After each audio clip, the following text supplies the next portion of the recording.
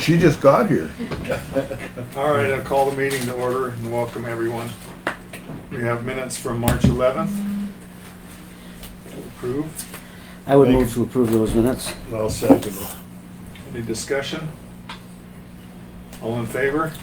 Aye. Aye. Aye. We don't have any road encroachments.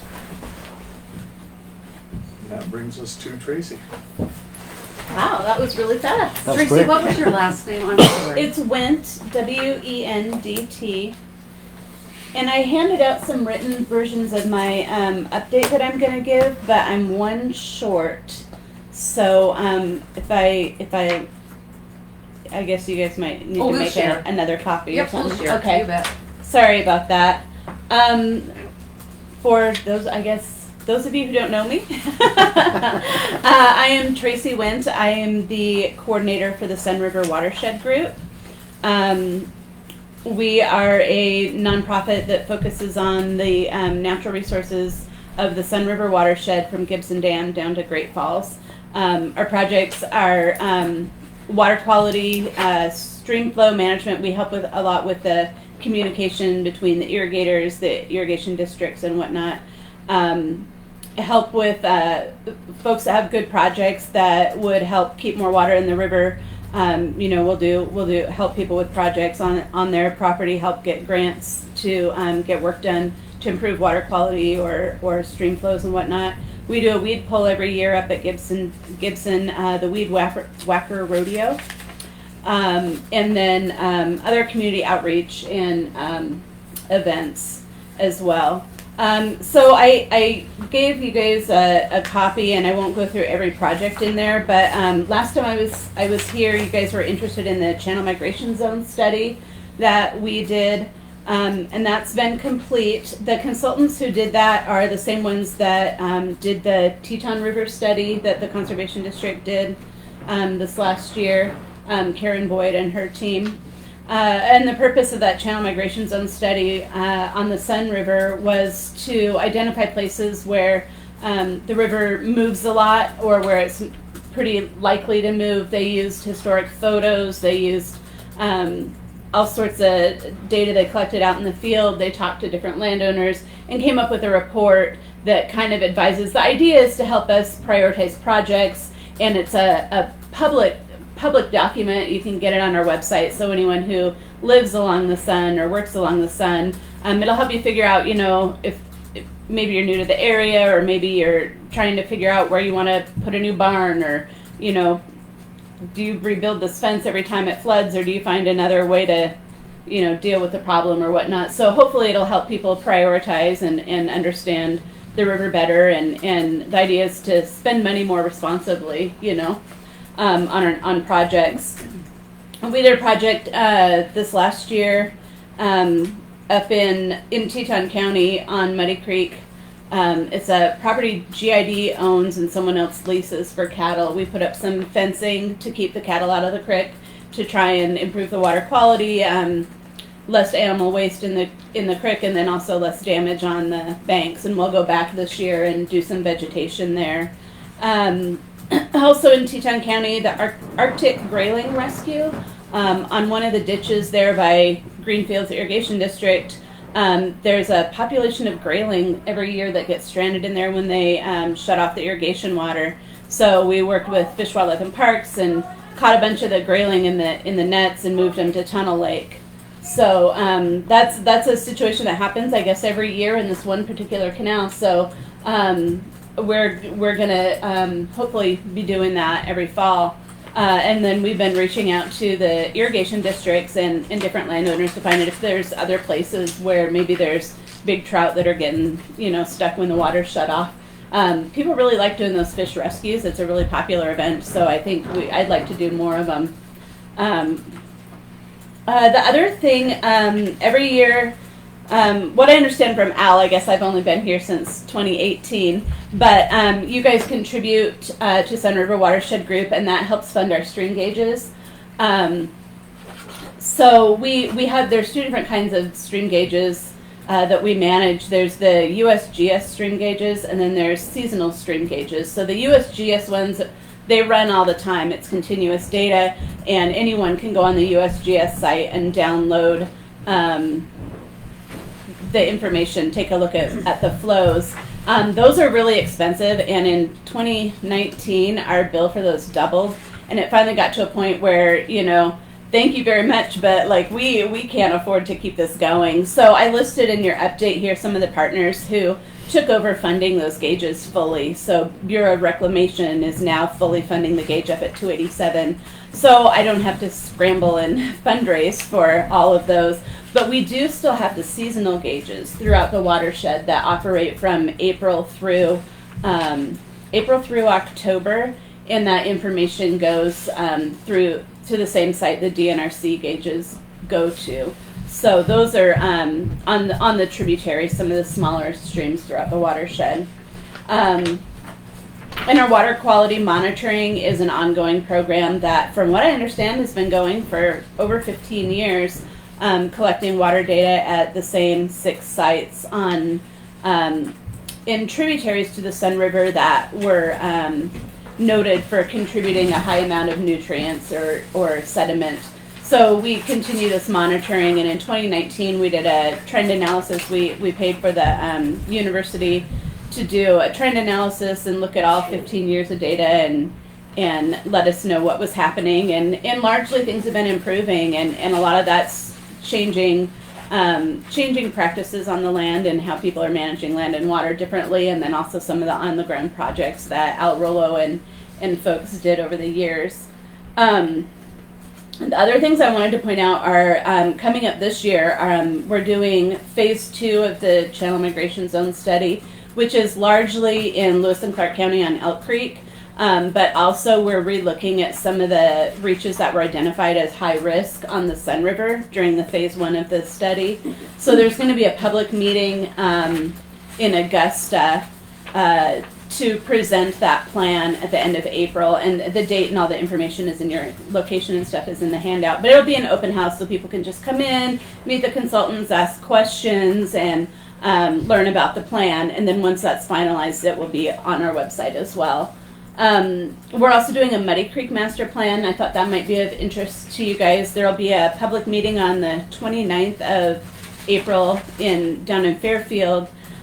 So we're basically, we hired consultants to look at Muddy Creek from, you know, all the way up past Power to all the way to the Sun River, and look at all the assessments and the projects and things that Al Rollo and folks have done, the irrigation district have done over the years, and kind of take a look at those, collect more data, look at the assessments and recommendations that have been made over time, and then just really document, you know, what are some long-term strategies to dealing with Muddy Creek, you know, some of the stuff that GID has going, their projects to manage water differently and more efficiently, coming out of Spring Coulee Creek and some of the waters that go into Muddy Creek. So hopefully we'll get some long-term solutions like that or suggestions like that, but then we'll also get some on-the-ground projects. They're going to design 3 to 5 projects they'll probably end up being things like in-channel structures like they've done in the past on Muddy Creek to help slow flows, redirect flows, drop out sediment, that kind of stuff. So they'll design those so that we have something to take to apply for more money to build these projects. And then it'll include like best management practices for folks that live on Muddy Creek.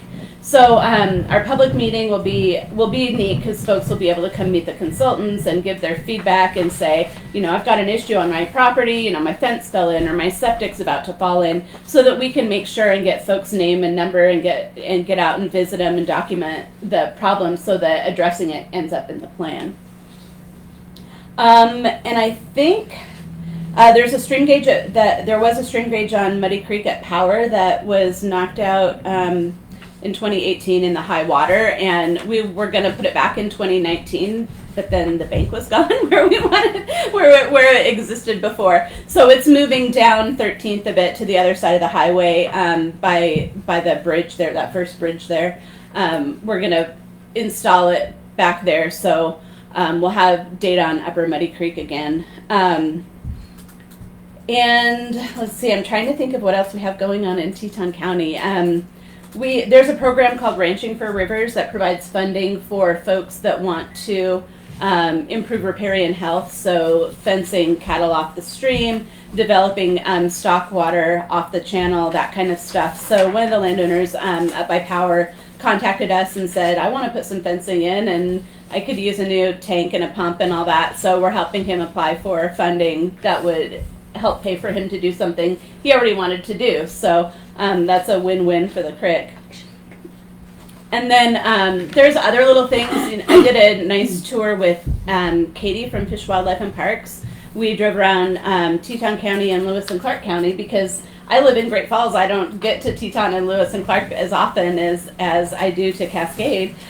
So she and I went on a tour, and she showed me a bunch of potential problems, and I showed her some issues that people have pointed out to me. So it'll help us work together better. One example is an undersized culvert that's also on 13th there by Power. So we've contacted the city, you know, the roads guy. Is it Alan, the roads guy? Is that you? So I talked to you. Oh, that's so funny. I was like, he looks familiar. Yeah, so Look familiar through the phone, huh? Yeah, that's awesome.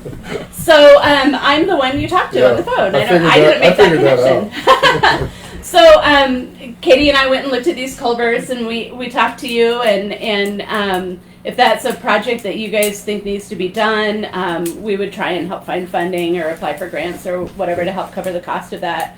So there's a lot of things like that we do, and I really would be happy to talk to you guys one-on-one if you know of issues around a little further down the road from where you guys sit every day. But you know, if there's anything you guys know of that we can help with, projects, landowners that you know are having problems over in the Sun River Watershed, give them my number. I'm happy to help. So,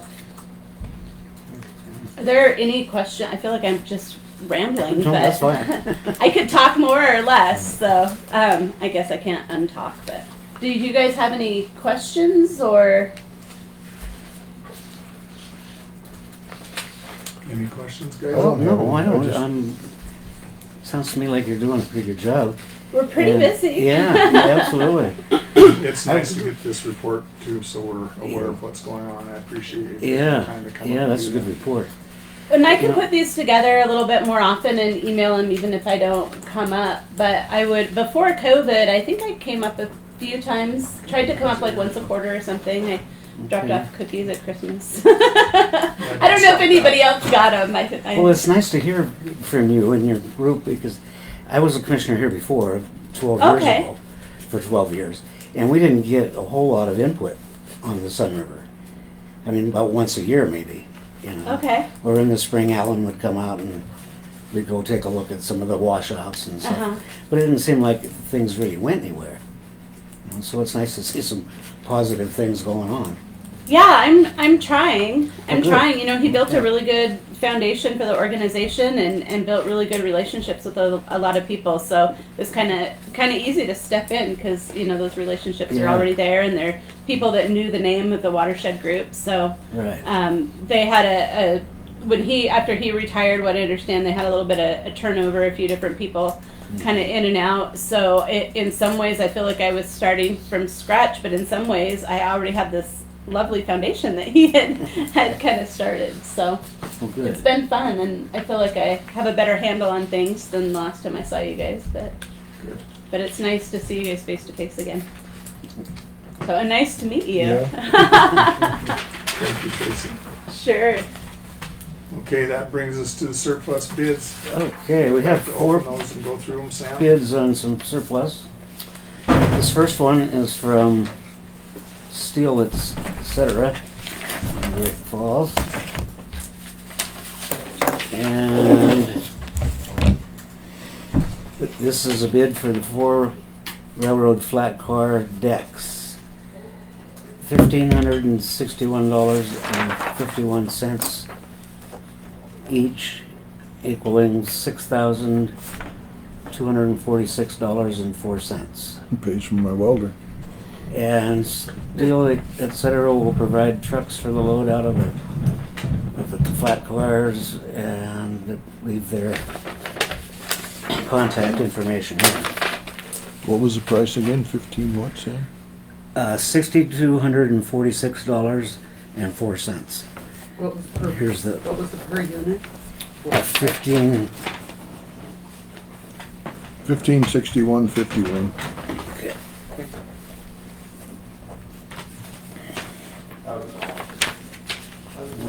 This next one is from Pacific Steel out of Great Falls.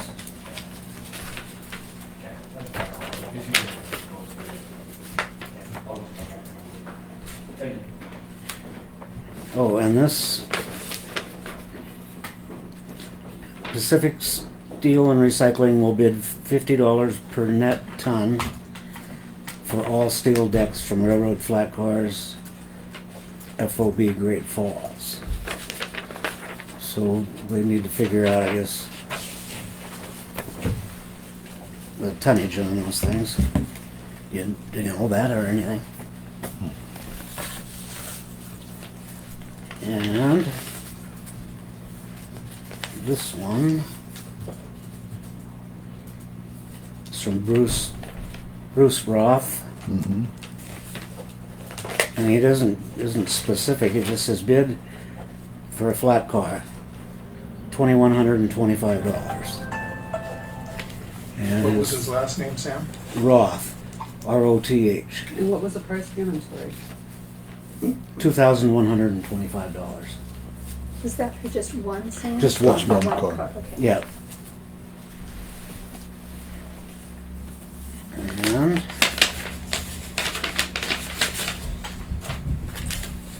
Where is he from? Did it say? no. it Fairfield. doesn't- Is he from Fairfield? Okay.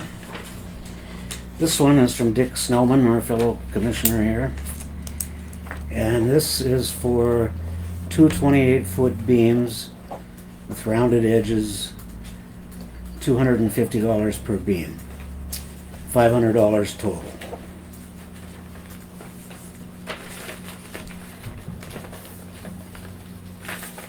So, and I believe then that's it for those four. Okay. Okay, I will need a motion on those bids. Okay. I would move that, do we want to accept these bids now?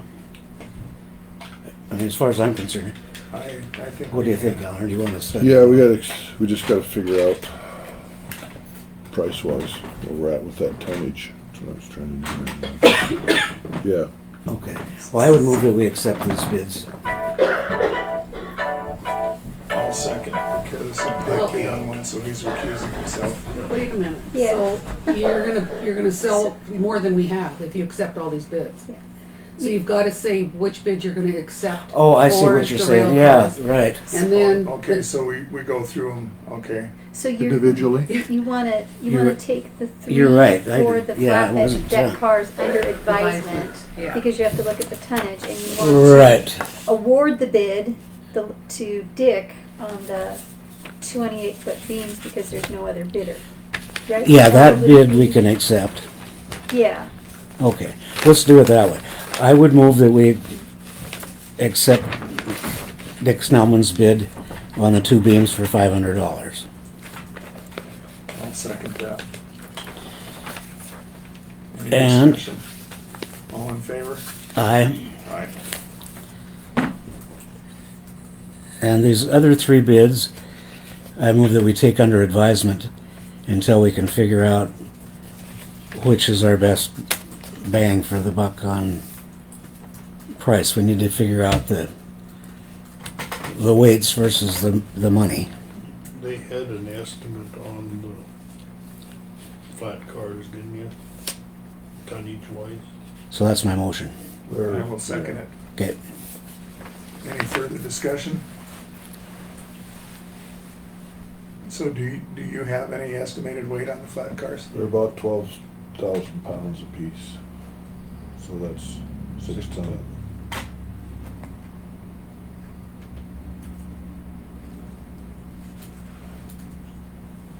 And the bid by the ton was $50 a ton, so that's almost 300 That's bucks. $7. I should have taken his first deal. I couldn't though. Yeah. Okay. I guess I would look at it as Roth would take one at $21.50, because that's all he wants. And if Flipowitz wants the other 3 for that price, Yeah, that makes sense. Is it most? Well- But Steel Etc. put a bid in for all 4. So you have to, Well, what does How does the bid read, Sam? Pacific's bid then come to at $50 a ton? About $300. $300, so they're not even close. No, okay.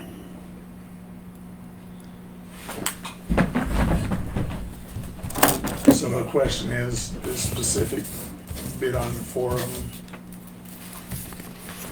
Is that their bid, or? Well, would they it just said for all steel decks. so you have a motion on the floor to table the bids until more information can be Right. obtained, so. Yep, we're at the discussion. Okay. So I guess all in favor? Aye. Aye. And Dick, you can So what do these things weigh? Vote on this. vote on this one. Is that it? they're about 12,000. Aye or nay? Aye. Okay, thank you. Okay. So, oh yeah, that doesn't even come. That's not even there, kinda, Yeah, that's not a picture. So, You guys just have to determine whether 6,246 Steel Etc's bid is considered the high bid. Even though Mr. Roth bid $21.25 for one Right. car. Which for one car would make him the high bid, but for 4 cars, right. the other guy is. But, I mean, for the dollars for the county, if we accepted the purchase on one $400. bid, and then Mm-hmm. if we clarify it with Steel Etc. and they purchase the other 3, that's another $4,600. So Right. it's more value to the county by doing that. And I think we have the prerogative to divide it up however. I don't know. Depends on how the ad was written. Well, it'll be on your next agenda to actually Well, yeah. award. Right. Yeah. Yeah. Yep. So moving on, commission reports? I don't have anything. I don't have anything further. Dick, Nope, not at this time. public comment? Public notices, next meeting, April 1st. Oh, And I'm not fooling. All right, meeting's adjourned. Thank you, everyone, for coming.